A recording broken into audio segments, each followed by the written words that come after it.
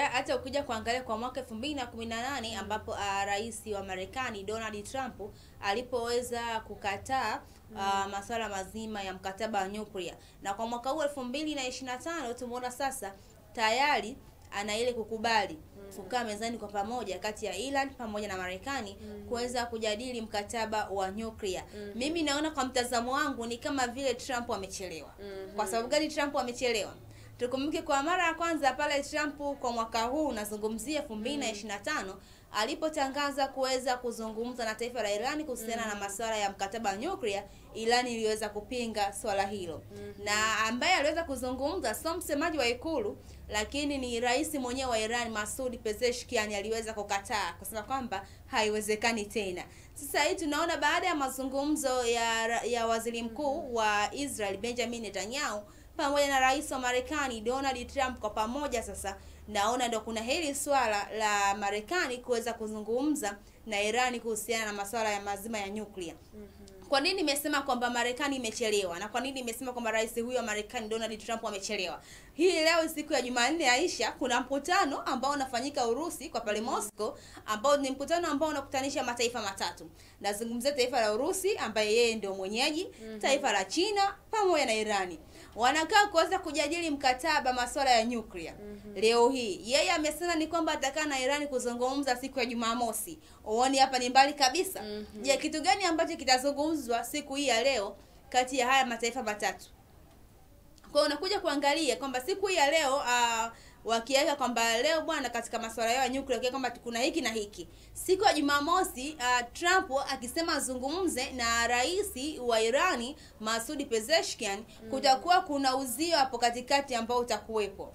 Na labda mazungumzo yawe katika mazungumzo yao Aisha waweze kuzungumzia taifa la Marekani katika masuala mazima ya nuclear.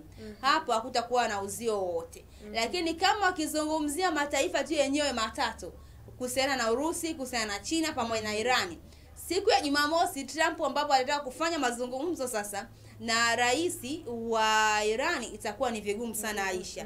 Kwa hiyo unakuja kuangalia ni kwamba mimi naona Trump amechelewa. Kwa sababu mara ya kwanza Iran wenyewe walianza kumpelekea mkataba wa nuclear, lakini Trump yeye kama vile akapiga kona hivi akaukataa. Kwa mwaka huu 2025 Trump yeye ndiye alikuwa kwanza kuweza kumshawishi sasa rais wa Irani kuhusiana na masuala mazima ya nuclear, lakini alikataa. Na akasema hata kama Marekani ikiweza kumwekea vizuizi vyovyote, yeye ipo tayari kwa hivyo vizuizi. Na tukumbuke tu ni kwamba sio kwa mara ya kwanza taifa la Iran kuweza kuwekea vizuizi na taifa la Marekani. Lakini ni kwamba yeye ameweza kukubaliana hata na hivyo vizuizi ambavyo ataweza kuwekewa. Lakini tuweze kuangalia kwa siku ya Jumamosi Aisha, kama huyu ambaye ni rais wa Iran Masoud Pezeshkian atakubali kuweza kukaa na Trump meza moja kuzungumzia mkataba wa nuclear. Lakini hata hivyo tuweze kuangalia siku hii ya leo haya mataifa matatu watazungumza nini katika mkutano wao.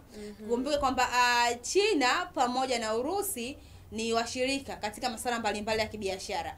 Na hata ukija kuangalia kwa sasa hivi katika taifa la Marekani, baadhi ya mataifa naweza nikasema hivyo, wengi wanazungumzia kuhusiana na ushuru wa Marekani katika masuala mazima ya bidhaa, ambapo imekuja kuleta sintofahamu katika baadhi ya mataifa.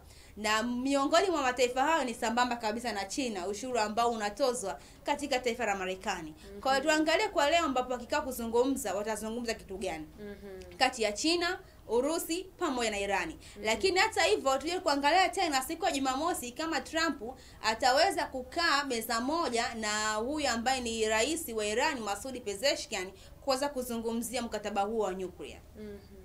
Mtazamaji, hatuna la ziada, ndivyo ambavyo tunatamatisha Morning Victory siku hii ya leo. Mimi ni Georgina Mwatatu nikiwa sambamba kabisa na Aisha Mdeo. Tumekujuza mengi katika upande wa kitaifa, kurasa za mbele za magazeti na nje ya mipaka ya Tanzania. Endelea kutazama Rabi TV, kisima cha maarifa, na kabati la michezo ndio ambao wanafuata.